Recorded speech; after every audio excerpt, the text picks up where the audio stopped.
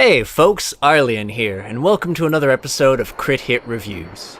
Today we'll be taking an in-depth look at the gameplay, story, graphics, and audio for Reikon Games' Ruiner.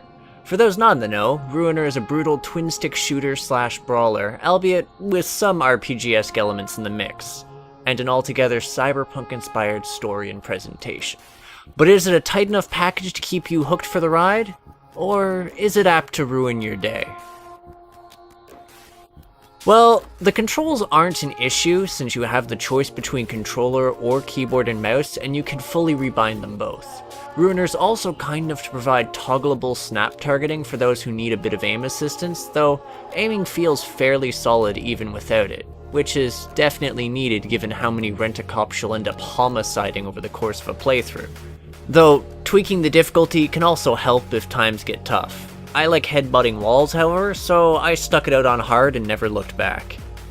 As mentioned prior, Ruiner is a cyberpunk-flavored twin-stick shooter that takes players through a series of linear stages, which allows for a small bit of exploration as players meander from one end to the other. Well, alongside the small free-roaming hub-level Rengkok. A nice little slice of dystopia that players visit in between stages to progress the story, chatter with NPCs, breathe in the wonderful rundown ambience, and acquire a few optional quests which coincide with the areas they end up visiting. That, and a weird minigame/quest which involves finding cats, and then hacking them. Like a computer, not like a deranged butcher of felines. You also get a quest from a weird fortune teller of sorts to go search the levels for coins so she can read your fortune. It admittedly does not give you access to anything like awesome weapons, but hey, collectibles. Anyways, when it comes to Ruiner's main stages, the primary bit of opposition comes in the form of a smattering of arena-esque combat zones for the player to stumble into. Essentially, they box players into fairly confined ambush points as heaps of enemies crawl out from cars, airdrop in, or otherwise swarm so they can bludgeon, shoot, or kamikaze rush you while strapped with explosives. This makes the occasional roaming enemy or trap seem fairly trivial, at least until you get to the few instances where you're locked in a timed room with a number of traps. In any case, if you can't tell, combat is Ruiner's major focus, and it's pretty enjoyable as both the player and enemies have the durability of a soggy cardboard box, lending itself to a dash and smash style of gameplay. Literally, given that you'll at first be relying on a steel pipe and a limited charge dash to both dodge projectiles and get up close and personal. It isn't long, however, until you're introduced to range combat, first via the namesake Ruiner pistol and its unlimited ammo, and then later on courtesy of the melee weapons and guns that can be found in armory chests and off the corpses of your enemies. These latter additions to your armory are more short-term, being limited in durability and ammunition, but they can really help turn a fight in your favor.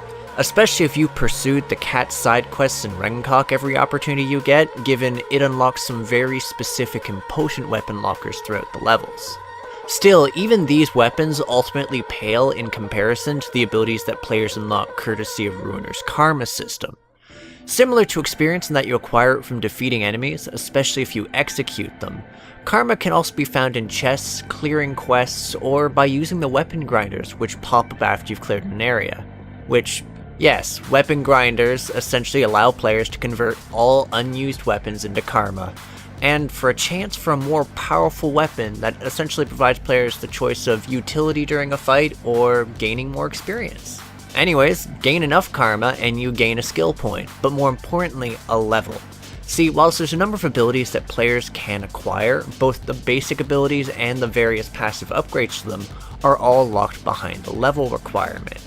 And given that players can not only acquire skill points by leveling, but can also find a few hidden in chests here and there, from certain boss encounters, or even rarely from a weapon grinder, at least on New Game Plus, it's not uncommon to have skill points just sitting around in your inventory while you wait for a specific ability or passive to become accessible. With passives ranging from improved melee to more health and energy, or active abilities like stun grenades, shielding, or slowing time, these abilities can be absolute game changers.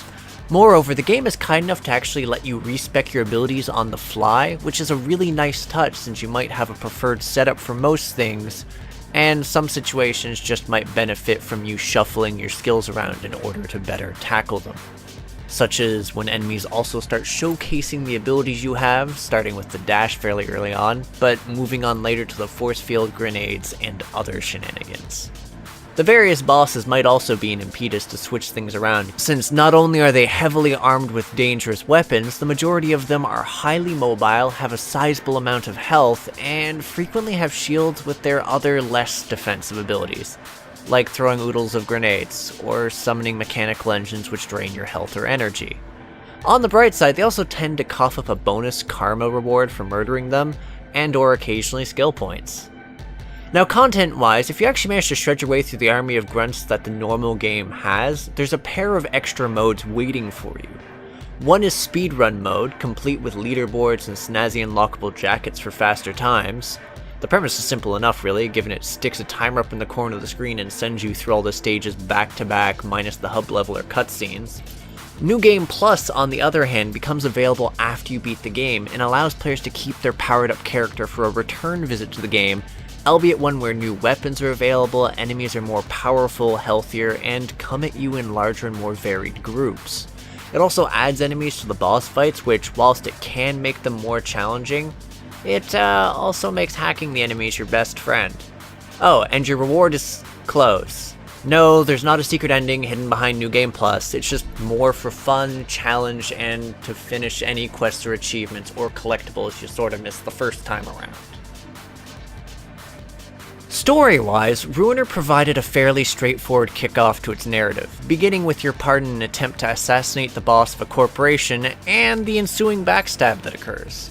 The kicker comes when you're inevitably betrayed and only survive due to the intervention of a mysterious hacker known only as Her, who decides to meddle in your affairs so you can get your revenge on the people who used you, and free your little brother, who they took as insurance. Presentation-wise, the game's got a decent but not overwhelming number of cutscenes, which don't tend to overstay their welcome for the most part and do a decent job of introducing a few narrative points. That said, the majority of the storyline is contained within NPC dialogue, especially the myriad exchanges with the hacker over the course of the game, as she serves as both a cute exposition generator and mission control. Though, exchanges might not be the most accurate statement given you primarily communicate via threatening body language and ominous imagery on your helmet. Still, between her, the various NPCs in Rengkok who you can approach or eavesdrop on, the city gets fairly fleshed out. There's also the codex entries which serve as lore to explain various aspects of the world as you encounter them, up to and including profiles on people you kill and weapons you snatch. Anyways, I've been waiting to gush about how fantastic this game looks. Whether it's in its cutscenes or during proper gameplay itself, the game's an absolute treat visually.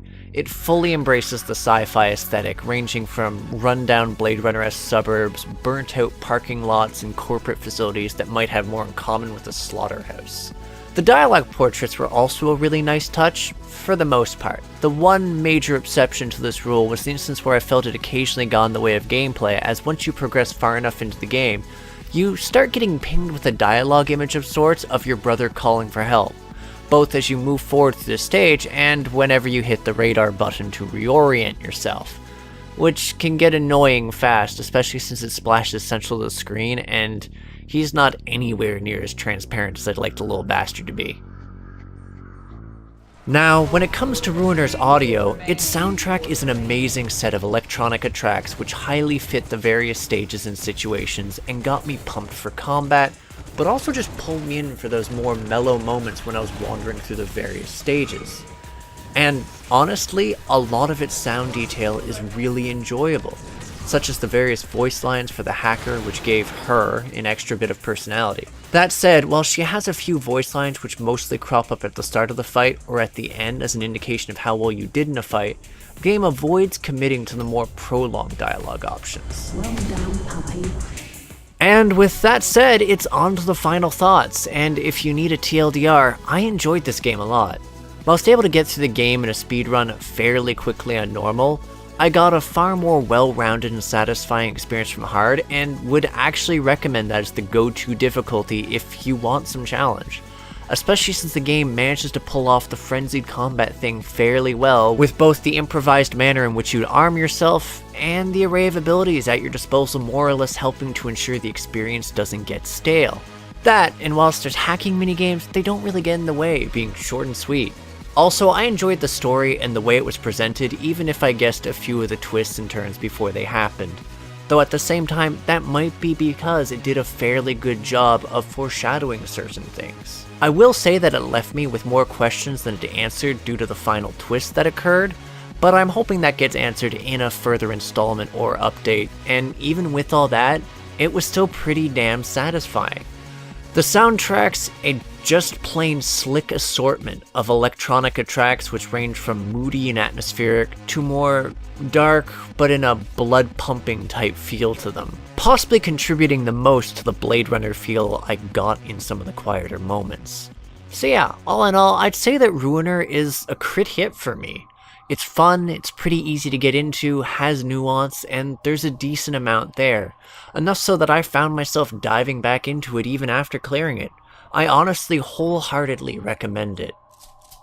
Enjoyed this video? Like, comment, opinions help us get better, and subscribe. Click that bell. Oh, and join the Discord if you like nerdy communities. The link's in the description. Anywho, this is Arlyeon, and I'll catch you next time.